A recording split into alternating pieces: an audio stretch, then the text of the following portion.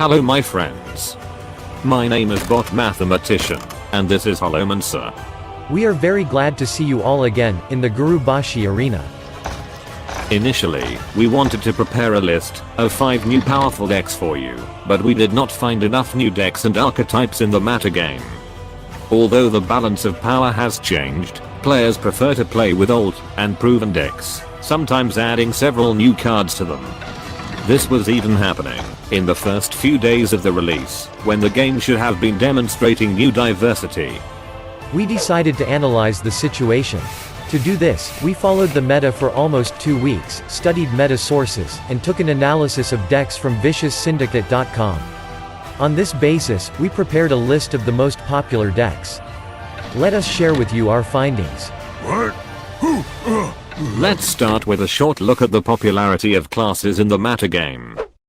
Hunter was also popular before the release of the new expansion, but after receiving Zul'jin, interest in Hunter increased by another 9%. Almost a quarter of opponents are Hunters. Rogue and Paladin retained their popularity, but interest in Mage increased by 4%, which is up to 4th place from 8th. Warlock is ranked 5th. Although he was the leader in the past, he lost 7% popularity. The rest of the classes remained in their respective places. And now let's talk about each class in more detail. Hunter is the early leader of Rastakhan. Spell Hunter is the most popular deck in the game with 10% popularity, and a win rate of 56%. The numbers of Hunters fall at the Legend rank, where players are more likely to test and experiment with other classes. Deathrattle, Secret and Midrange Hunter can be observed in significant quantities, which makes the class quite diverse. Hunter looks pretty good, with 6 Tier 1 decks. Only Midrange Hunter's performance looks mediocre in comparison. After all, it doesn't abuse Spellstone, Zul'jin, or Cubes, which seem to be the finest ingredients for a winning strategy. While the Hunter is the most popular class outside of Legend, Rogue takes over in Legend. Kingsbane Rogue has become a meta-defining deck with the addition of Raiding Party, and it is the most popular deck at higher levels of the game, although its win rate has relaxed to 51%. Odd Rogue becomes more powerful at higher levels of play, because the meta is much more favorable there, although it only has a little more than 1% popularity overall. The class also sees a lot of experimentation with tempo, pirate, even rogue and late game decks like Quest, Malagus and Deathrattle. Sadly, win rate results for other rogue decks are not very impressive. The prevalence of Odd Paladin is probably a direct response to the popularity of the Hunter and Rogue, since the deck does well with everything that these two classes can offer. The deck doesn't play any new cards. That's pretty nuts. Even Paladin is almost as strong as Odd Paladin, and might become more strong in the future. Its win rate is 57%. One turn kill Paladin is decent, but its win condition is still slow, which can give it problems against opponents with faster and more consistent finishers. The Holy Wrath deck doesn't seem too promising. Things look quite bleak for Mage. The higher you rise in the ranks, the fewer mages you see. This is due to the recession of enthusiasm for Odd Mage. It doesn't look as strong as it did on day 1, and its win rates has been continuously falling. So far, Big Spell Mage looks like a stronger deck for the class, even though it hasn't been refined at all, and still exists in small numbers. Attempts to establish meta decks are visible with Tempo Mage, the Elemental Mage and Quest Mage 2. Warlock is very strong as long as you don't play new cards. Basically it plays the same 4 archetypes that were played during Boomsday, with the addition of Discard Warlock.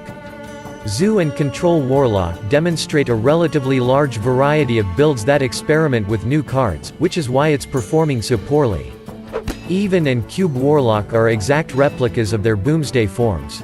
Cube Warlock is actually the best Warlock deck at the moment, as a meta breaker. As for Discard Warlock, it's only a Tier 4 deck, with a 41% win rate.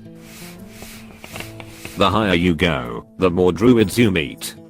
While the class has seen several new additions, its archetype structure remains similar. The Undertaker Druid's win rate is being bogged down by new builds that are drastically inferior to the old Taunt variants. Token Druid, on the other hand, is even more likely to reach tier 1 because its refined builds are crazy strong. It's very likely that a Druid deck finds its way into number 1 sooner or later with both Taunt Druid and Token Druid archetypes. Malygos Druid basically refuses to play new cards and its popularity gradually increases at higher levels of play. Mill Druid's win rate has suffered a bit. Gank Druid is a meme. The Shaman is in the same place as in Boomsday. The most popular class deck is Shudderwock Shaman. Even Shaman is a powerful ladder deck that not many care to play. The number of Rastakhan cards in both decks is 0. The only new archetype is Aggro Shaman, with a noticeable presence. Other new ideas for Shaman look awful. There are many different test variants of priest decks, and there are changes every day, so it is impossible to evaluate archetypes such as Combo Priest and Quest Priest. What can be gleaned from the data is that Clone Priest is in a similar spot to where it was in Boomsday as a serviceable deck, and Control Priest also has potential. It would be wise to wait another week to evaluate Priest before making significant conclusions about its prospects. The warrior is at the bottom of the game. Again. Victory or death! I must choose! I choose death! What now? Poor Garrosh. Odd Warrior is the only hardened archetype in the current meta. Its win rate looks fairly decent at lower ranks, and sinks all the way to tier 3 at Legend due to the backbreaking matchup with Kingsbane Rogue and other crippling counters. Dragon Warrior is also observed, while the Rush Warrior is the most experimental class archetype. We want to highlight the top 3 cards for crafting in several categories. Among the legendary cards is the absolute leader Zul'jin with 14% popularity. Jan'alai, the legendary Loa for the mage who calls on Ragnaros the Firelord, is second. And of course Undasta, the only neutral legendary card that has found its place in decks like Druid, Hunter and even in Recruit Warrior decks, although it is not popular. In general, we can see 19 legendary cards out of 23 in the meta decks. This is a very high figure, although most of them are used in experimental decks with a low win rate.